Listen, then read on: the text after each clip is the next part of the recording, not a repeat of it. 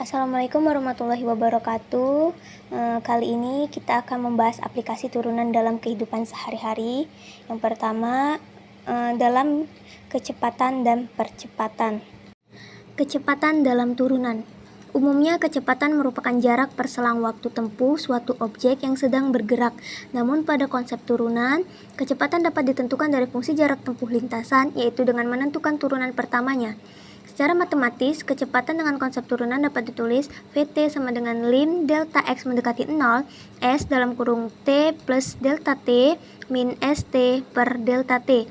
Sederhananya, hubungan kecepatan dan jarak dengan konsep turunan adalah Vt sama dengan S aksen T. Selanjutnya, percepatan dalam turunan. Percepatan merupakan perubahan kecepatan perselang waktu tempuh suatu objek yang bergerak. Namun pada konsep turunan, percepatan dapat ditentukan dari turunan kedua fungsi jarak tempuh lintasan maupun dari turunan pertama fungsi kecepatan. Secara matematis, percepatan dengan konsep turunan dapat ditulis Vt sama dengan lim delta x mendekati 0, V dalam kurung T plus delta T min Vt per delta T. Sederhananya, hubungan percepatan dengan kecepatan dan jarak dengan konsep turunan adalah AT sama dengan P aksen T sama dengan S turunan kedua T. Selanjutnya kita masuk ke contoh soal. Posisi sebuah benda yang bergerak ditentukan oleh persamaan 1/3T pangkat 3 min T pangkat 2 min 3T plus 10. Tentukan A. Kecepatan benda saat T 10 detik, B. Percepatan benda saat T 4 detik.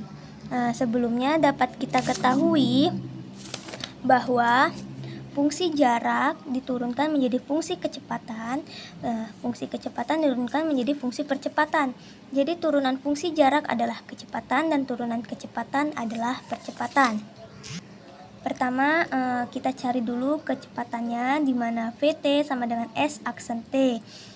Di sini kita sudah dapat S aksen T sama dengan T pangkat 2 min 2T min 3. Dari mana sih T pangkat 2 min 2T min 3 ini?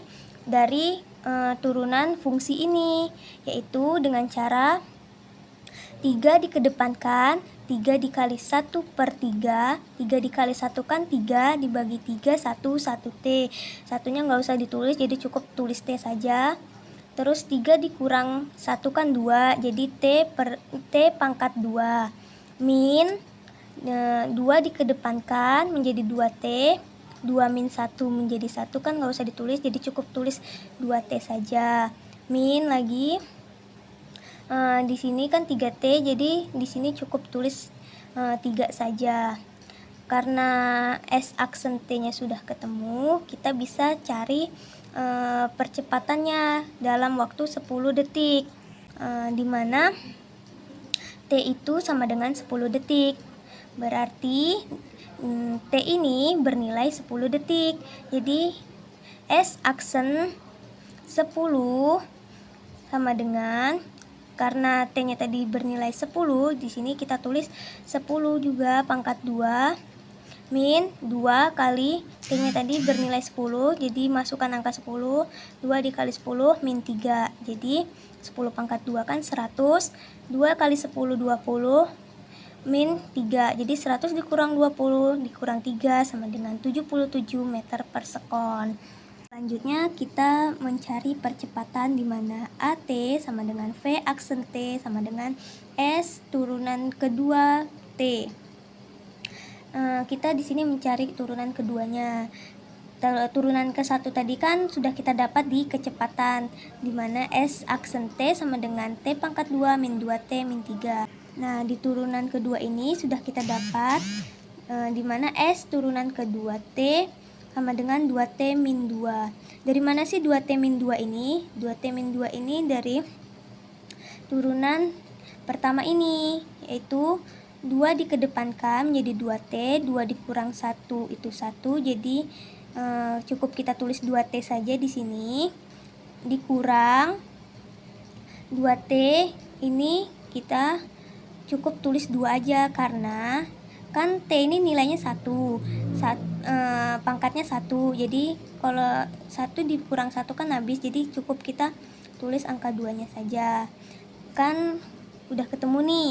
S turunan kedua T sama dengan 2T min 2. Jadi tinggal kita cari percepatannya dalam waktu 4 detik. Jadi T-nya di sini bernilai 4 detik. Jadi S aksen T dimasukkan angka 4 sama dengan 2, karena T-nya tadi 4, jadi dia dikalikan 4. Jadi 2 dikali 4 min 2.